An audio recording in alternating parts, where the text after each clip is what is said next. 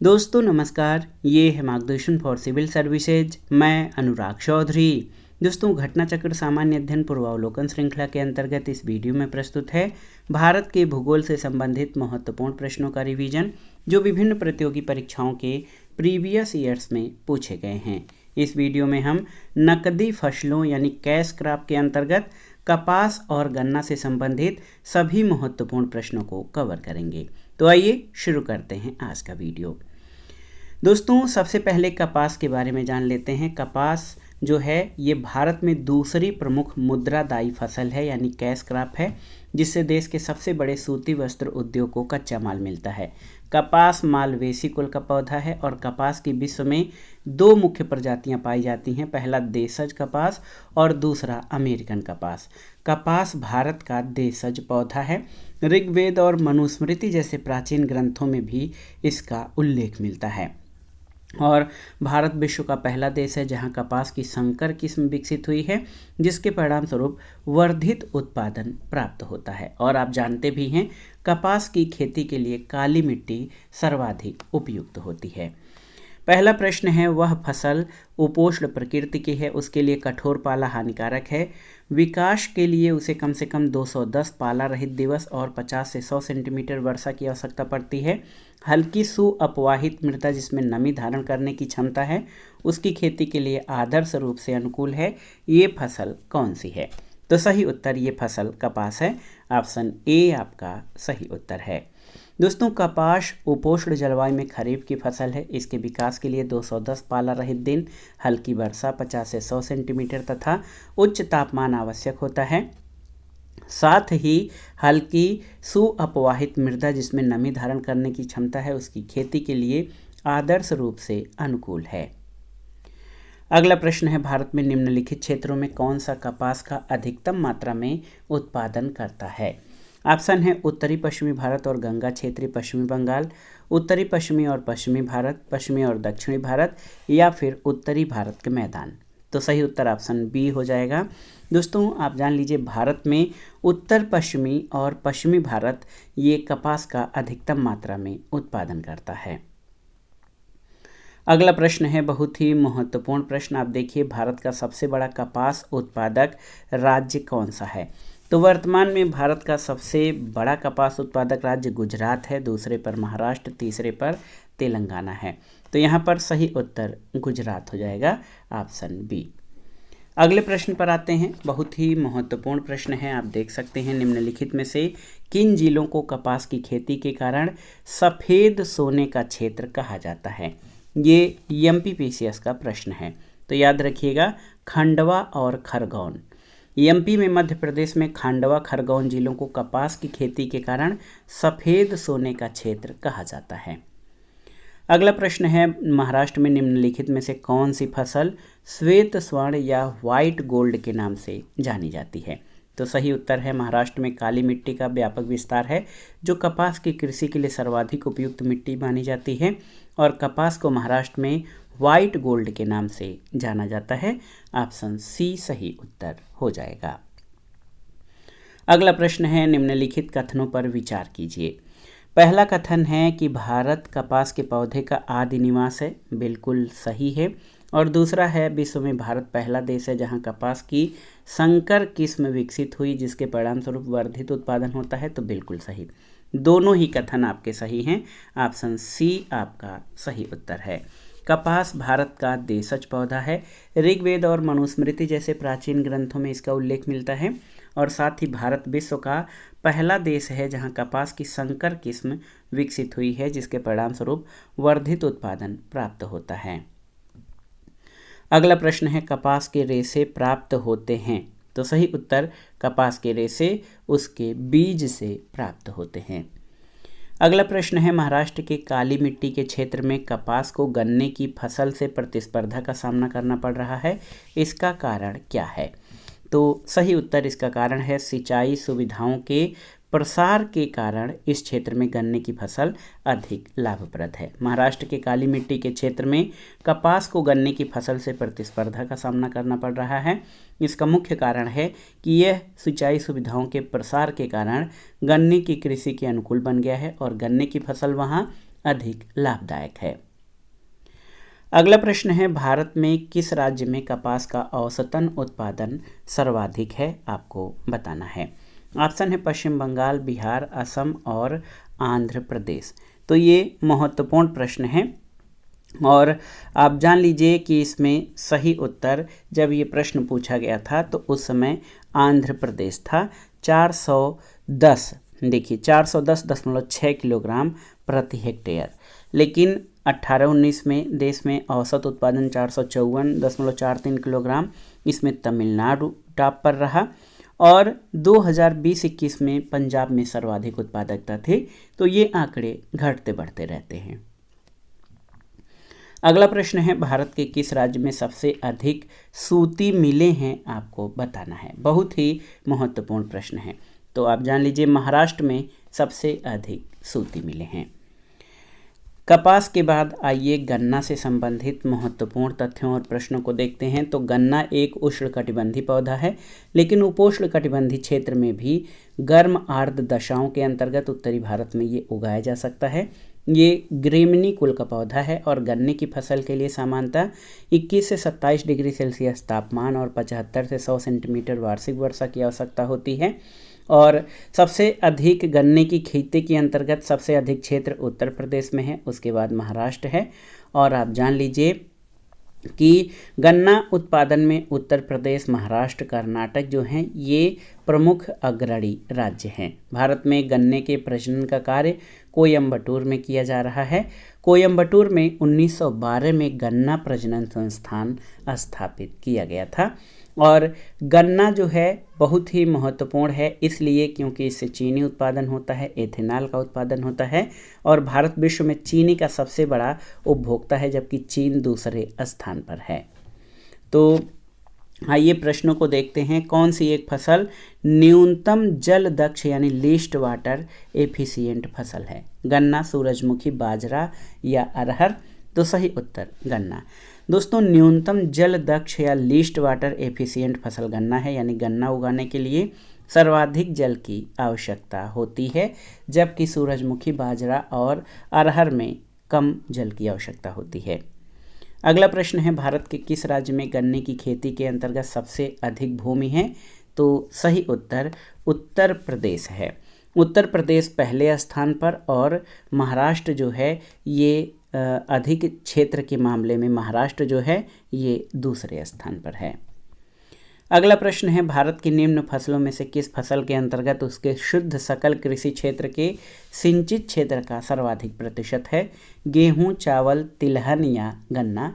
तो सही उत्तर गन्ना हो जाएगा। गन्ने का जो सिंचित क्षेत्र है ये सबसे अधिक है, 93.44, गेहूं 87%, चावल 60 और तिलहन 36.88% के अंदर शामिल है। अगला प्रश्न है, भारत में 4 गन्ना उत्पादक राज्यों का घटते हुए क्रम में सही अनुक्रम क्या है, आपको बताना है। तो वर्तमान में जो शीर्ष गन्ना उत्पादक राज्य हैं उत्तर प्रदेश, महाराष्ट्र, कर्नाटक, गुजरात। उत्तर प्रदेश, महाराष्ट्र, कर्नाटक और गुजरात। लेकिन जब ये प्रश्न पूछा गया था तब उस समय उत्तर प्रदेश, महाराष्ट्र, तमिलनाडु, आंध्र प्रदेश थे।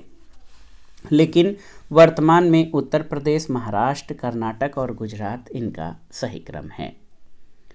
अगला प्रश्न है कि भारत में सर्वाधिक गन्ना पैदा करने वाला राज्य कौन सा है? तो आप जानते हैं अपना प्रदेश उत्तर प्रदेश सबसे अधिक गन्ना उत्पादन करने वाला राज्य है। अगला प्रश्न है, भारत के किन राज्यों में गन्ना सबसे ज़्यादा पैदा होता है, आपको बताना है। तो भारत में सबसे ज़्यादा गन्ना पैदा करने वाला राज्य जो है ये जो सेट बनाना है इसमें बिहार और उत्तर प्रदेश हो जाएगा। उत्तर प्रदेश और बिहार में मिलाकर सबसे अधिक गन्ना होता है। दूसरा विकल्प उत्तर प्रदेश और राजस्थान है, लेकिन ये सही नहीं होगा।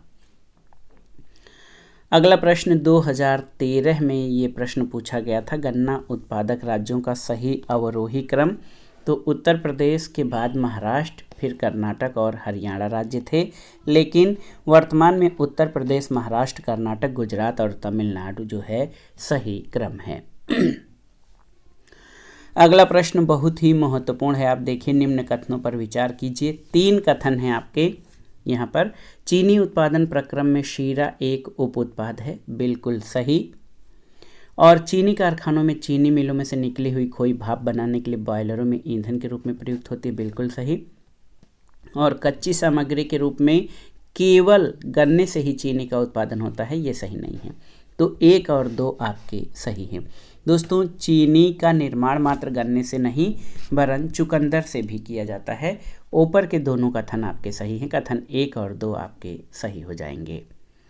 अगला प्रश्न है, गन्ना उत्पादन के एक व्यवहारिक उपागम का जिसे धाड़ी गन्ना उपक्रमण के रूप में जाना जाता है, इसका क्या महत्व है? इसमें से आपको सही कथन बताना है। देखिए, कृषि की पारंपरिक पद्धति की तुलना में इसमें बीज की लागत बहुत कम होती है, सही है। इसमें च्यवन यानी ड्रिप सिंचाई का प्रभावकारी प्रयोग हो सकता है, बिल्कुल सही है। और इसमें रासायनिक कार्बनिक उर्वरकों का बिल्कुल भी इस्तेमाल नहीं होता, तो ये सही नहीं है। और कृषि की पारंपरिक पद्धति की तुलना में इसमें अंतराशस्यन की ज़्यादा गुंजाइश है। तो 1, 2 और 4 आपके सही हैं इस प्रश्न के उत्तर में। धारणीय गन्ना उपक्रमण अथवा सतत गन्ना पहल के बारे में। और आप जान लीजिए कि इस पद्धति का प्रयोग इक्रिसेट और WWF की संयुक्त पहल के रूप में किया गया था। कृषि की पारंपरिक पद्धति की तुलना में इसमें बीज की लागत कम होती है। इस पद्धति में ड्रिप सिंचाई का प्रभावकारी प्रयोग हो सकता है और कृषि की पारंपरिक पद्धति की तुलना में अंतराशस्यन की ज़्यादा गुंजाइश है। इस पद्धति में अकार्बनिक और कार्बनिक दोनों रसायनों का प्रयोग किया जा सकता है। अगला प्रश्न है, गन्ने में शर्करा की मात्रा घट जाती है यदि, तो आप जान लीजिए पौधा बढ़ने की अवधि में अधिक वर्षा हो जाए, पकने की अवधि में पाला गिर जाए, और पौधा बढ़ने की अवधि में तापमान में कमी वृद्धि हो जाए, या पकने की अवधि में तापमान बहुत अधिक हो। तो याद रखिएगा, पकने की अवधि में अगर पाला गिर जाए तो शर्करा की मात्रा घट जाती है। गन्ना उष्णकटिबंधीय जलवायु का पौधा है जिसके लिए उच्च तापमान जो है 21 से 27 डिग्री सेल्सियस और 75 से 100 सेंटीमीटर वार्षिक वर्षा की आवश्यकता होती है। अतः पकने की अवधि में पाला गन्ना में शर्करा की मात्रा को न्यून करता है और फसल के उत्पादन को भी प्रभावित करता है। अगला प्रश्न है, भारत में चीनी के 3 अग्रणी उत्पादक राज्य कौन से हैं? तो उत्तर प्रदेश, महाराष्ट्र और कर्नाटक। आप देखिए ऑप्शन सी आपका सही उत्तर हो जाएगा। देखिए, इस समय अगर जो आंकड़े हैं उसके लिए हम एक वीडियो आपको बनाएंगे जिसमें करंट अपडेटेड आंकड़ों को शामिल करेंगे। देखिए, अगला प्रश्न है, 2015-16 के भारत के बृहत्तम चीनी उत्पादन करने वाले राज्यों का सही अवरोही क्रम क्या है? तो चीनी उत्पादन में अब महाराष्ट्र पहले स्थान पर आ गया है और कर्नाटक दूसरे पर है। ऑप्शन ए आपका सही उत्तर हो जाएगा। अगला प्रश्न है, चीनी उद्योग से संबंधित निम्नलिखित कथनों में कौन सा सही है? 4 कथन यहाँ पर आपके दिए गए हैं। इसमें आपको बताना है कि चीनी उद्योग के संबंध में कौन से कथन आपके सही हैं। विश्व में चीनी उत्पादन में भारत का हिस्सा 15% से अधिक है, तो यहाँ पर देखिए सही है। दूसरा है, भारत में चीनी उद्योग का दूसरा सबसे बड़ा कृषि आधारित उद्योग है, बिल्कुल सही है। भारत चीनी का सबसे बड़ा उपभोक्ता है, सही है। भारत चीनी का सबसे बड़ा उत्पादक है, ये सही नहीं है। कथन 1, 2 और 3 आपके सही हैं। दोस्तों, आप जान लीजिए कि भारत का हिस्सा जो है इसमें चीनी विश्व के कुल चीनी उत्पादन में भारत का हिस्सा 36.88 मिलियन टन और ब्राज़ील का 35.45 मिलियन टन रहा है। और ब्राज़ील का निर्यात 25.95 मिलियन टन है। भारत में सूती वस्त्र के बाद चीनी उद्योग सबसे बड़ा कृषि आधारित उद्योग है। लेकिन जब प्रश्न पूछा गया था तो भारत का उत्पादन विश्व उत्पादन के 15% से थोड़ा अधिक था। प्रथम कथन सही था, लेकिन 21-22 में भारत में चीनी उत्पादन विश्व उत्पादन का 20.44% था। चीनी का सबसे बड़ा उत्पादक 2009 में ब्राज़ील था, न कि भारत, और भारत चीनी का सबसे बड़ा उपभोक्ता है आज भी। शक्कर नगर चीनी का एक प्रमुख उत्पादक केंद्र है जो कहाँ स्थित है? तो याद रखिएगा आंध्र प्रदेश में।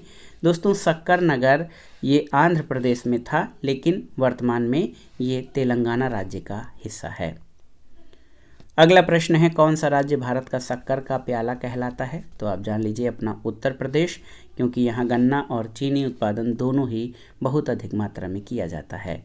भारत के निम्न राज्यों में से चीनी का कटोरा कौन कहलाता है?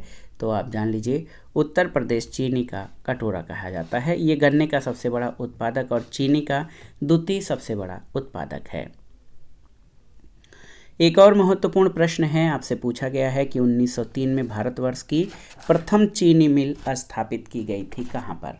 तो सही उत्तर है 1903 में भारतवर्ष की प्रथम चीनी मिल जो है ये प्रतापपुर देवरिया में स्थापित की गई थी 1903 में।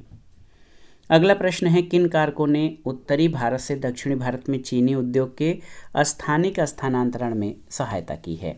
तो देखिए, पहला है गन्ने का प्रति एकड़ उच्चतर उत्पादन, गन्ने में शर्करा का अधिक होना, पेराई का अधिक लंबा मौसम, सस्ता श्रम।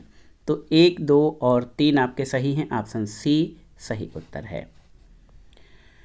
अगला प्रश्न है, गन्ने में प्रजनन का कार्य किया जा रहा है कहाँ पर? लखनऊ, शाहजहांपुर, श्रावस्ती या कोयम्बटूर? तो सही उत्तर कोयम्बटूर में। याद रखिएगा, गन्ने में प्रजनन का कार्य कोयम्बटूर में किया जा रहा है। कोयम्बटूर तमिलनाडु में 1912 में गन्ना प्रजनन संस्थान की स्थापना की गई थी। अगला प्रश्न है, गन्ने का बीज उत्पादित किया जाता है कहाँ पर? तो बहुत ही महत्वपूर्ण प्रश्न है ये गन्ना प्रजनन संस्थान कोयम्बटूर में गन्ने के बीज का उत्पादन किया जाता है। अगला प्रश्न है, गन्ने की अर्धसाली फसल पकने के लिए समय लेती है कितना? तो याद रखिएगा 18 महीने का। गन्ने की अर्धसाली फसल की खेती मुख्य रूप से महाराष्ट्र के कम वर्षा वाले क्षेत्रों में की जाती है। इसकी बुआई जुलाई अगस्त में होती है और ये पकने के लिए 16 से 18 महीने का समय लेती है। अगला प्रश्न कथन और कारण से संबंधित है। कथन है, चीनी उद्योग दक्षिण भारत में अधिक विकसित है। कारण है कि गन्ने की प्रति हेक्टेयर पैदावार तथा गन्ने के रस की मात्रा दक्षिणी राज्यों में अधिक होती है। बिल्कुल सही, कथन और कारण दोनों सही हैं और कारण कथन का सही स्पष्टीकरण भी है। चीनी उद्योग दक्षिण भारत में अधिक विकसित है। महाराष्ट्र, कर्नाटक और तमिलनाडु भारत में चीनी के प्रमुख उत्पादक राज्य हैं। वस्तुतः दक्षिण भारत में अनुकूल जलवायु और काली मृदा का क्षेत्र होने, नमी संरक्षण की क्षमता और ट्यूबवेल सिंचाई का विकास होने के कारण दक्षिण भारत में गन्ने की उच्च उत्पादकता यानी गन्ने की प्रति हेक्टेयर पैदावार और गन्ने में रस की मात्रा अधिक होती है। तो कथन और कारण दोनों सही है और कारण कथन की सही व्याख्या भी करता है। अगला प्रश्न भी कथन और कारण से संबंधित है। कथन है, उत्तर प्रदेश में गन्ना तथा चीनी का उत्पादन महाराष्ट्र से अधिक है परंतु उत्पादकता कम है। बिल्कुल सही है। कारण है, महाराष्ट्र में अधिकांश चीनी मिलें सहकारी क्षेत्र में स्थापित हैं। तो कथन तथा कारण दोनों सही हैं लेकिन कारण कथन की सही व्याख्या नहीं करता है। दोस्तों, आप जान लीजिए, इंडियन शुगर मिल एसोसिएशन के अनुसार उत्तर प्रदेश चीनी तथा गन्ने का उत्पादन महाराष्ट्र से अधिक है। उत्तर प्रदेश में महाराष्ट्र उष्णकटिबंधीय क्षेत्र में है जहां लंबी धूप, साफ मौसम और ठंडी रातों के कारण गन्ने की फसल की उत्पादकता अधिक होती है, जबकि उत्तर प्रदेश जो कि उपोष्ण कटिबंधीय क्षेत्र में है, यहाँ बाढ़, जल जमाव, फसल में कीट और रोगों की अधिकता के कारण गन्ने की फसल की उत्पादकता कम है। तो कथन ए सही है। और महाराष्ट्र में चीनी उत्पादन का अधिकांश हिस्सा लगभग 99% सहकारी क्षेत्र की चीनी मिलों द्वारा किया जाता है। दोनों ही कथन सही तो हैं लेकिन कारण कथन की सही व्याख्या नहीं करता है। अगला प्रश्न है, CO 1148 एक महत्वपूर्ण प्रजाति है किसकी? गेहूं, कपास, मक्का या गन्ना? तो याद रखिएगा, CO 1148 गन्ना की महत्वपूर्ण प्रजाति है। तो दोस्तों, ये था आज का वीडियो। घटनाचक्र सामान्य अध्ययन भारत के भूगोल के अंतर्गत इस वीडियो में हमने नकदी फसलों में कपास और गन्ना से संबंधित महत्वपूर्ण प्रश्नों को सॉल्व किया जो आपके आगामी परीक्षाओं के लिए बहुत ही उपयोगी हैं। आप इन प्रश्नों को तैयार कर लीजिएगा। दोस्तों, वीडियो आपको कैसा लगा हमें कमेंट बॉक्स में ज़रूर बताइएगा। वीडियो को लाइक करें, शेयर करें और इस चैनल मार्गदर्शन फॉर सिविल सर्विसेज को सब्सक्राइब करें। वीडियो देखने के लिए धन्यवाद दोस्तों। नमस्कार।